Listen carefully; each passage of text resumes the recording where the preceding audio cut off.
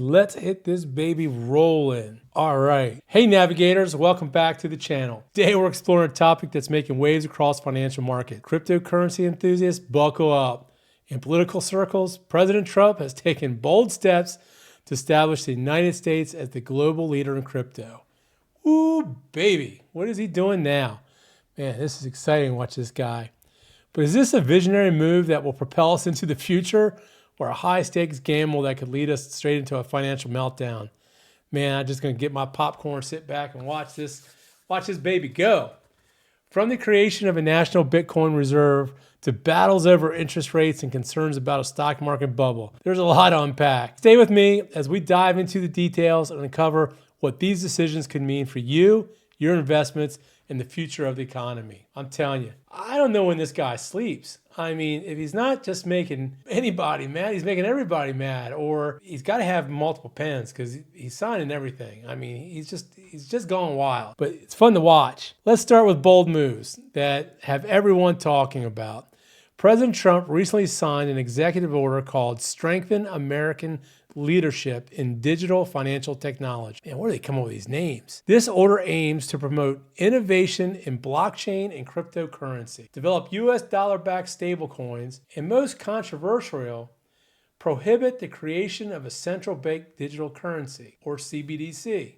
To guide this strategy, Trump appointed venture capitalist David Sachs to lead a presidential task force on digital asset markets, according to Politico. This task force will draft new regulation frameworks to ensure the U.S. stays ahead in the crypto game. Wonder how this all works out with his meme Trump coin and Melania coin. Just a question. This is a big deal. By rejecting CBDCs, Trump is essentially saying no to centralized digital currencies, like the ones being developed in China. Instead, the U.S. is placing its bet on Bitcoin and decentralized network. Now, I think that's fantastic. I've spent a lot of time learning about CBDCs. I don't like them. I don't like the fact that they can turn on, turn off what you're paying for. I understand in a government that would be something that they would really like. Personally, I don't like it. I don't like it at all. The Bitcoin idea, I do like. I do like this idea that he's coming up with. Perhaps the boldest part of this strategy is the creation of a national Bitcoin reserve. According to recent reports, the U.S. government plans to acquire Bitcoin either through direct purchases or by repurposing cryptocurrency seized from criminal enterprises. Now, El Salvador has played with this for years. I mean, the guy down there, he's done a great job cleaning that country up. I was there a long time ago, and it was not a family destination. But now, I tell you what, he's done great things. This move is designed to strengthen the country's financial standing as digital assets play a larger role in the global economy. The idea is simple. If Bitcoin continues to rise in value, the U.S. can use its holdings to pay down national debt or stabilize the economy during crisis. Now, let's think about that for a second. I don't think the Federal Reserve likes this idea probably pretty much. The banks probably don't like this idea. Using something like a Bitcoin where you have a set number of tokens out there, it's really hard to devalue it. It's almost like going back to almost like a gold standard type system. I think the lawyers are going to just tie this one up into knots, but we'll see what happens. But there's always a catch. We always have catches in things. What happens if Bitcoin doesn't deliver? If other countries don't follow the U.S.'s lead, this could turn into just another speculative bet, like the tech bubble or housing market crash, the GFC. It could turn into any of those things. I've said before that crypto, I just made a video about how we cut off foreign aid for 90 days. I mean, the government could buy a lot of Bitcoin with the money they're spending to Ukraine and things like that. So personally, I say buy the Bitcoin, stop the aid. I've said before that crypto could be the canary in the coal mine for the next financial crisis. Why?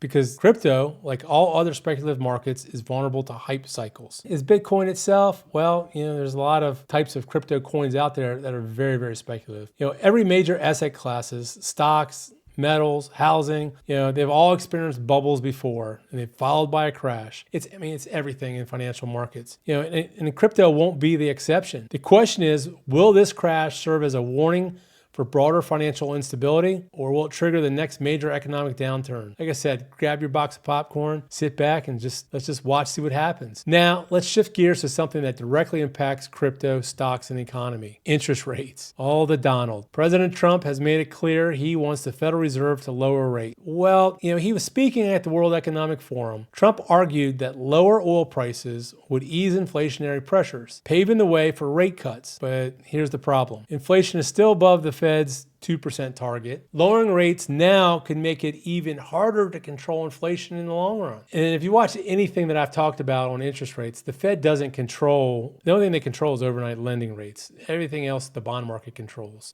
Trump's push for lower rates comes at a time when real interest rates are already squeezing the economy. According to an analyst at Zero Hedge, this slow constriction could eventually grind the economy to a halt. With the national debt, with what's got to be turned over, in the next year, refinancing $7 trillion, it's a problem. Combine that with a stock market that's reaching historical overvaluation, reminiscent of the dot-com bubble, and you've got a recipe for potential disaster. The stock market is pushing into uncharted territory. I don't know how much higher it can go, but with inflation, prices will go higher. Again, the market and the economy are two different things. If we continue at this pace, we'll soon surpass the tech bubble of 2000 in terms of overvaluation. I think we're there. This creates a dangerous situation where buying stocks is essentially betting they'll remain the most overpriced in history. Eventually, the bet fails. It's not a matter of if, it's a matter of when. And that's when you need to be prepared and have dry fodder available, money in reserves to take advantage of that jump when something like that happens. So where does all this leave us? Trump's crypto strategy is bold, innovative, and filled with potential, but it's also incredibly risky. If the U.S. can position itself as a leader in digital finance, it could pay off big time. It could be exactly what we need. But if Bitcoin and other cryptos falter, we could end up with another speculative disaster. Again, buckle up your seatbelts, hang on, and just enjoy the ride. At the same time, we're facing rising inflation, which inflation is going to continue, especially if they lower interest rates. Overvalued stock market, an economy that's showing under the weight of real interest rates. These are uncharted waters. Navigators, and it's going to take sharp decisions to steer us to safety. I want to hear from you. Do you think Trump's crypto moves are the key to America's financial future? Or is this just another risky gamble? Let me know your thoughts in the comments below, and I'll catch you the next time. Like, subscribe, send me a note, I'll respond. If you're enjoying this kind of analysis, don't forget to like this channel. Again, all your support is fantastic. Thank you. Until next time,